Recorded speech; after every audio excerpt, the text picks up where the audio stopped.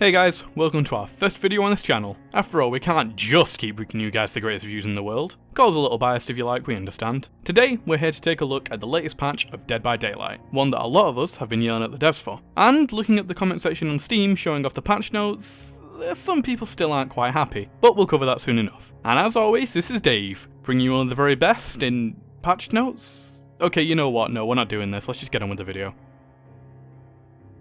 The devs have blessed the killers and cursed the survivors by adjusting the cooldown of Sprint Burst, coupled with the survivor perk Will Make It, which I know some of you out there have been clinging to for dear life. But for the people out there that don't know, this perk allows for every survivor you rescue from the hook, you gain an additional 25% speed increase to healing up to the maximum 100% for 1 minute, which are obviously increased the rarer the perk. But not anymore, kinda. It now only affects healing other people, and its maximum bonus has been reduced. So, if you're thinking of being ballsy, saving that survivor, aiming to take a hit in the process, running away and super healing, yeah, think again, my friend.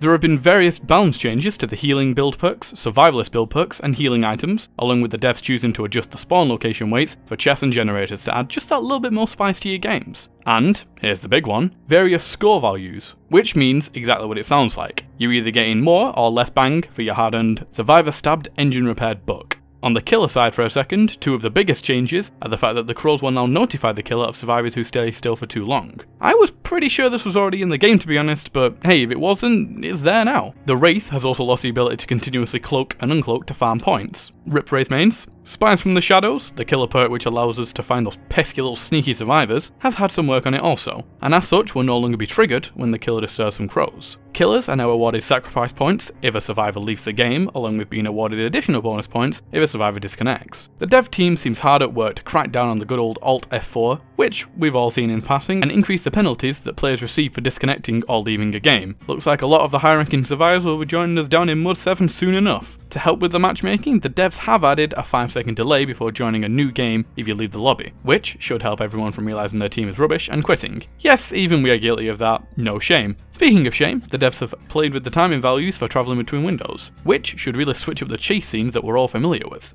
Unspent blood points are now capped, though at this time we're not entirely sure to what number. Hopefully we'll find out before this video releases and add a note on the video telling you right about now. There's also been some pretty cool UI updates, focusing on the tally, loadout and inventory screens, including the feature of properly displaying the status of a player that has left or disconnected. Onto the fixes, a matchmaking issue that has caused players to be unable to place a killer has been looked into. I can imagine nothing worse than being denied the pure joy of putting a hatchet into a survivor's back. You have my condolences whoever had this before, but welcome to the club, buddy. They also fixed the issue of survivors' health bleed out bar not updating properly on the survivor's screen, the Wraith flickering as he began to dissolve, the wrong animation playing after picking up a weakened survivor, rank 1 survivors being unable to D-rank after reaching the top of the mountain, and probably our favourite here is the fact that now survivors can apparently run away while being healed, which means that you're able to tell a fellow survivor to go shove it when they're trying to heal you, and instead choose to run around like a headless chicken. Though this didn't seem to be in place when we played yesterday, so your guess is as good as ours. Apparently, and I quote, the entity now manifests itself at the sacrificial hook in its proper glory. Not entirely sure what that means, but it sounds amazing, so you can't really complain. There was also a note at the bottom of the list saying that the dev team is still working on the Survive with Friends mode, as well as Chinese and Russian translations.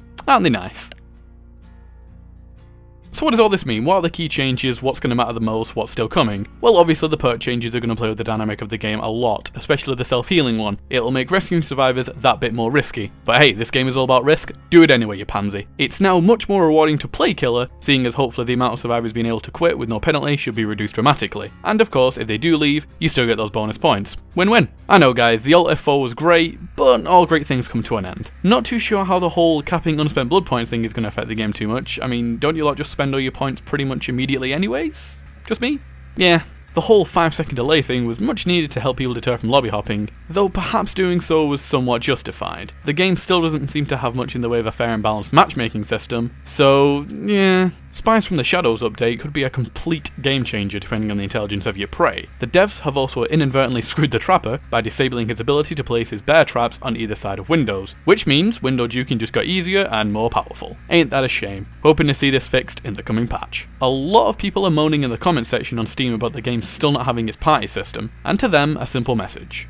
Chill out guys. Somebody went as far as to say the game will die without it. And maybe that's true, yeah maybe. But let's be real, the devs are hearing your prayers. They're working on it, give them time. I personally just really really hope they make them 2 separate areas of play, as in the people who choose to play Survive with Friends don't get matched up with people who are still true to the original Dead by Daylight experience.